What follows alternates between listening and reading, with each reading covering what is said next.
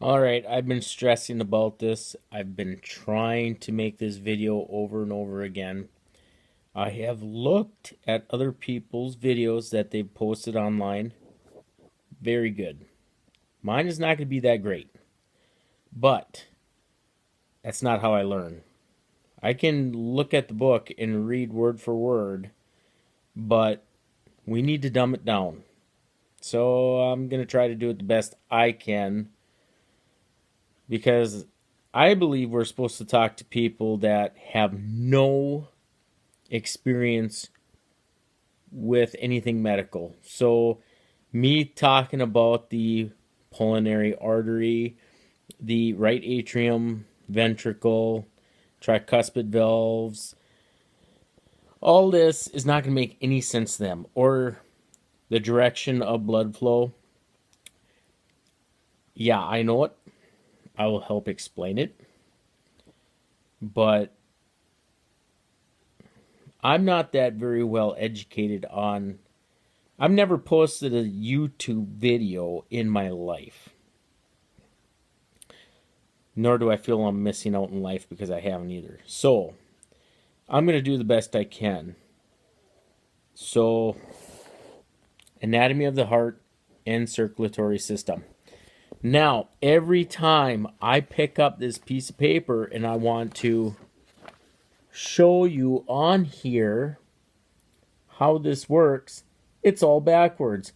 But at least you can see what the heart looks like. The heart has 4 chambers. There's only one pulmonary artery in the whole entire body. And that is, it carries deoxygenated blood. So blood is entered into the right atrium. It goes through the tricuspid valve. Where the tricuspid valve closes, it's already filled up into the right ventricle. The right ventricle contracts and sends it out into the pulmonary artery to the lungs. That's where the gas exchange happens. What happens? Oxygen and CO2. Oxygen comes into the body and CO2 leaves with the exhalation of your breath. And your body does a really good job of this as long as you don't have pneumonia, bronchitis, anything like that. If you are having troubles breathing, one thing to consider is, what was the onset? Is this something that happened right away? I get questions a lot by people saying, Nate, I've never had troubles breathing, but all of a sudden, now I can't catch my breath. Then I ask them, well, what were you doing? Nothing. Your body doesn't work that way. All of a sudden, you just cannot breathe. Normally, it's going to be a pulmonary embolism. It's going to cut down your ability to get enough oxygen in, so your body's going to be working a little bit harder. But that's a whole nother ramification, so we're not talking about that right now. Anyways, so then what happens? It comes back in to the left atrium. The oxygenated blood now goes into the left ventricle. Now, remember, mitral valve. I hope I'm saying all this right, too, because I'm not a doctor. I don't pretend to be a doctor, so if I fudge up these names a little bit, I'm sorry. Work with me here. Goes into the left ventricle.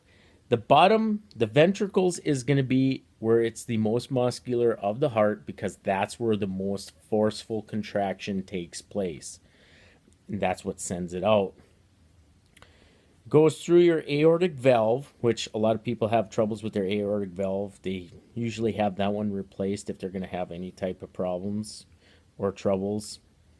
And then it goes to the aorta, and that's when it goes out and displaces throughout the body.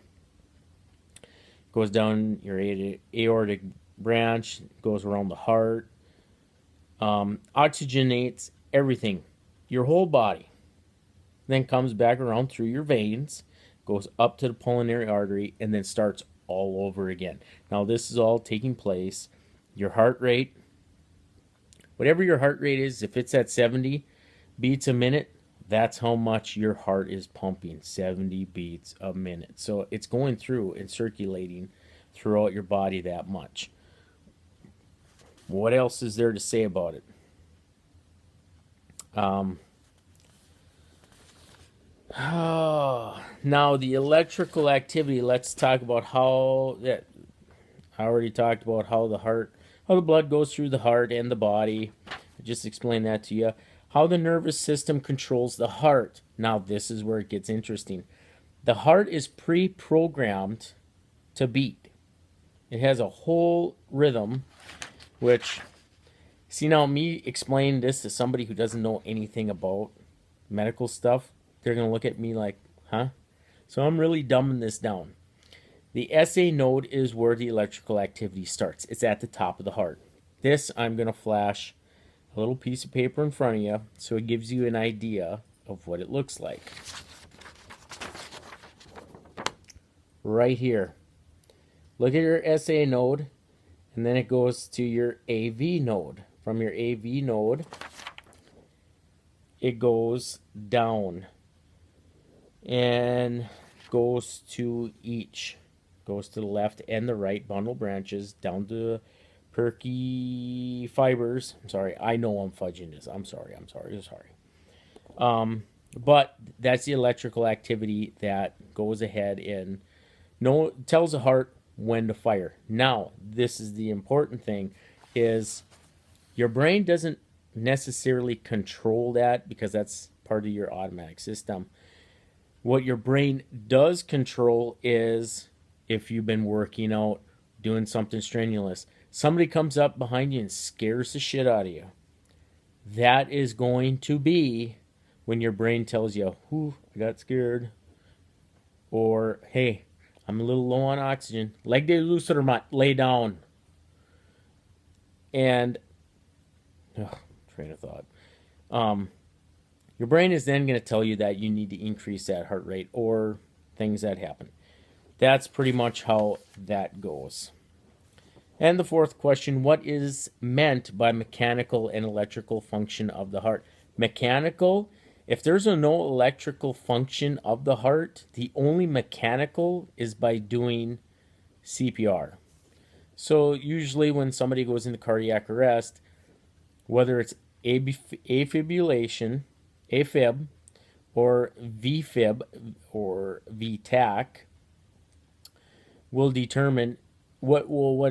Let me explain this. What's happening? Your heart is just sitting there. VFib is your heart. It's not a life-sustaining rhythm. It's quivering. It's scared. So that's when you got to start shocking people and get it going. You can have VTAC with a pulse or without a pulse. You got to check to make sure they don't have a pulse if you're going to shock them. Big thing. And I mean, this is pretty basic stuff.